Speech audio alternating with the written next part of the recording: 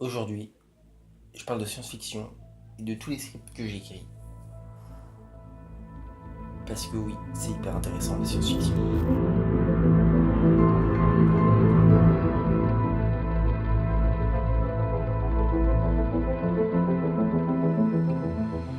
D'après Wikipédia, la science-fiction est un genre narratif principalement littéraire et cinématographique. Les fictions se reposent sur des progrès scientifiques et techniques obtenus dans un futur plus ou moins lointain. Il s'agit alors également d'anticipation physiquement impossible, du moins en l'état actuel de nos connaissances. Elle met ainsi en œuvre les thèmes impossibles, devenus classiques, du voyage dans le temps, du voyage interplanétaire ou interstellaire, de la colonisation de l'espace, de la rencontre des effets extraterrestres, de la confrontation entre l'espèce humaine et ses créations, notamment les robots et les clones, ou de la catastrophe apocalyptique planétaire. L'intrigue des récits de science-fiction peut se dérouler sur Terre avec l'utopie, la dystopie, ou bien la contre-utopie, ou dans l'espace avec des vaisseaux qui font ouais, je sais, je fais très bien les bruitages. Je pense que je vais plutôt me reconvertir dans le domaine du son. Ouais. Allez.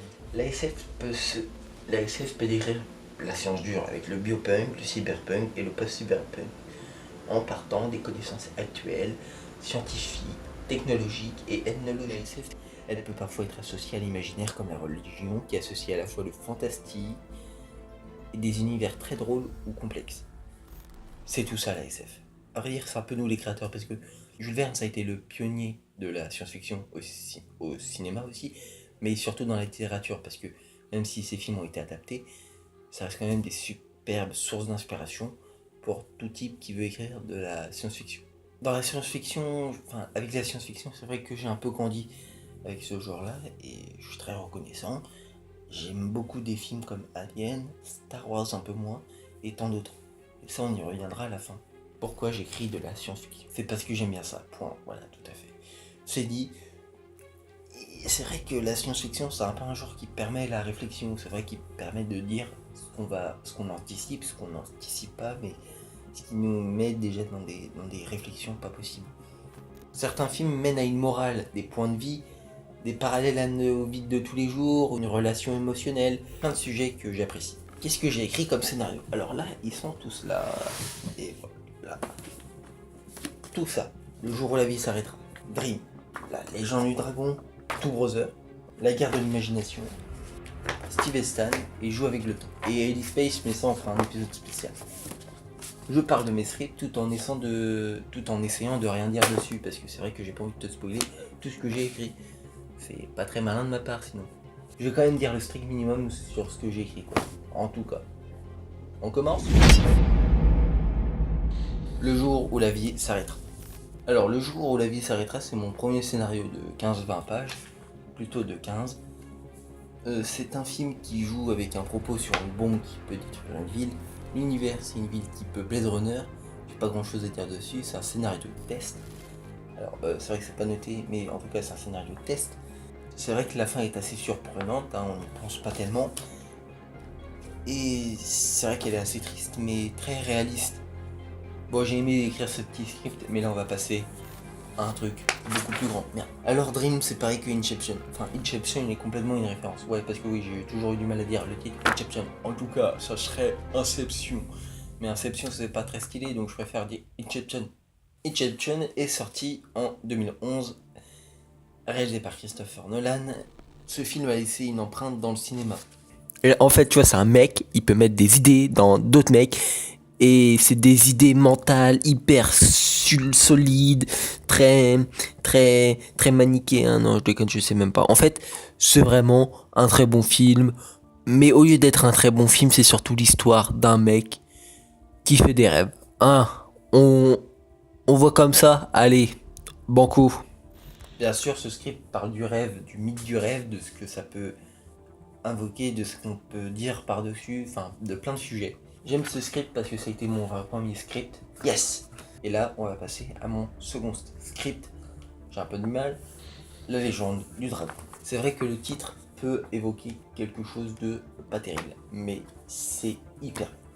Ça traverse les époques. Tu passes de la Seconde Guerre mondiale à la Première, ensuite aux années 80, aux années 2096, par exemple. Alors ce script est un mélange de Game of Thrones, de Retour vers le futur, et un peu de Seigneur des Anneaux quand j'y pense. Ouais, car ouais, c'est un peu de la, ça fait de la fantasy. C'est vrai que c'est un mélange de deux, on appellerait ça la science de la fantasy, de la fiction. Merci, bonsoir, allez. Game of Thrones, c'est du sexe, de la bagarre, de l'inceste, de la guerre entre deux pays. Mais non, je déconne, en vrai, God, c'est hyper bien. Ouais, je sais, moi j'appelle ça God, parce que ouais, bon, je suis un mec plus cultivé que les autres, tout à fait. Hein. Mais c'est vrai que Game of Thrones, ça en jette. Vivement la saison 8. Retour vers le futur, c'est Marty, il va pécho sa mère. Non, je déconne, non. Pas du tout. Enfin, il y a une intrigue dessus, mais c'est pas ça. C'est un retour dans le temps. Le 1 est bon, le 2 est bon, le 3 est mouais. Le Seigneur des Anneaux, ça sera pour plus tard, parce que j'expliquerai plus tard l'idée que j'avais dans un de mes scripts qui s'appelle Janus et Gandalf, que je vous ai présenté dans une autre vidéo. Ma théorie du temps. Dans l'émission d'Arte, Beats numéro 156, sur l'épisode dédié sur le voyage du temps dans les couloirs de l'univers, le philosophe des sciences Etienne Klein explique une idée sur le voyage dans le temps au début du reportage. À chaque fois qu'on lit un tel ouvrage, au bout de 10 pages, on est pris une sorte de malaise. Parce que ce qui est raconté, c'est jamais un voyage dans le temps. C'est un voyage d'un temps dans un autre temps, ou d'un monde qui glisse par rapport à un autre monde. Et donc, si vous pensez que le temps n'a qu'une dimension, alors il devient précisément cette chose dans laquelle vous ne pouvez pas voyager. Puisqu'il faut 2 temps pour raconter un voyage d'un temps dans un autre temps. Regardez Beats, parce que c'est bien et intéressant en fonction des sujets. Le temps qui reste une chose complexe à comprendre, vu qu'on peut facilement se compliquer la tête, et je suis assez d'accord avec ce qu'a dit Etienne Klein. Two Brothers. Alors, c'est un Milan. Oh. Alors déjà d'une, il est assez petit, mais en vrai, il est plutôt pas mal. Je dis pas ça parce que c'est moi qui l'ai écrit. Mais c'est vrai que ça reste quand même un putain de chef-d'œuvre. Pour moi, c'est presque un... C'est mon premier... Enfin, c'est un de mes scripts où j'étais vraiment le plus heureux quand j'ai fini. Parce que c'est un thriller politique. Ça mélange une relation entre frères et sœurs. Enfin, plutôt entre frères et frères. Dans une utopie, d'une dystopie, d'une contre-utopie de ta mère, mais c'est pas grave. Je suis un peu violent, ça, un peu. Un tout petit peu. Mais on va reprendre. Après, il y a aussi une armée de cyborgs, une guerre, ouais, parce que je suis pacifique. Non, je déconne, non, on va pas prendre mes propos au premier degré, mais c'est vrai que ça parle un peu de pacifisme, on dit. Et c'est vrai que les cyborgs, c'est un peu comme Justice League. Tu vois, Cyborg de Justice League, bah c'est un peu près pareil. Merci Alfred, mais je prends la suite. Se connaîtrait-on, vous et moi? Enfin, le mien est un peu plus stylé. Et c'est vrai que j'ai un peu copié Cyborg de Justice League. En plus, ça parle aussi d'une relation de frères disparus, tu vois, c'est très émouvant. Non, bon, ok, j'avoue, je vais arrêter, on va passer à mon prochain script. La guerre de l'imagination, si je me trompe pas. Bien sûr, j'ai lu mon texte. Alors, c'est une comédie, ça parle d'une pierre qui contamine des gens. Voilà. Et sur ces 6 humains qui sont connectés, il y a eu plusieurs choses. Il y a une entrée, il y avait un joint. Ouais, un joint 2, ouais, tout à fait.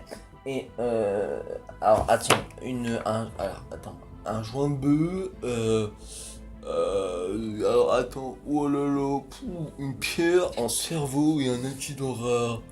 Ouais, je sais, ouais, ça paraît d'être une comédie, ouais.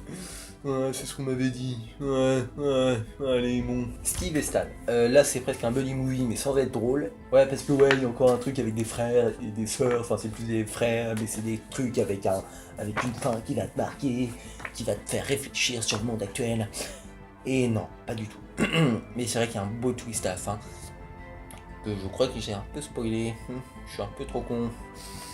Mais n'empêche, l'univers, ça reste quand même un peu du Blade Runner, parce que ouais, je me suis beaucoup inspiré de Blade Runner Alors le dernier script, jouer avec le temps. Imagine un jeu vidéo en réalité virtuelle. Ouais. Que j'ai inventé moi-même. Ouais, donc en fait c'est une démo qui a chuté et c'est vrai qu'il y a plein de guerres où ça se passe dans différentes époques. Ouais, je sais, c'est trop stylé.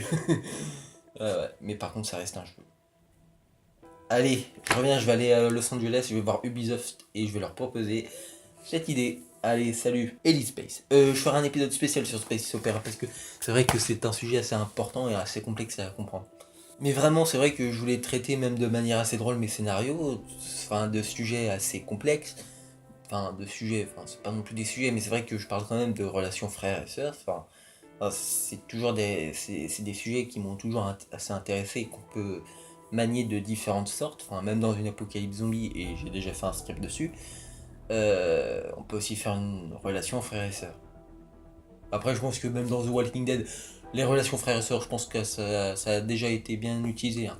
Ouais, même un peu trop.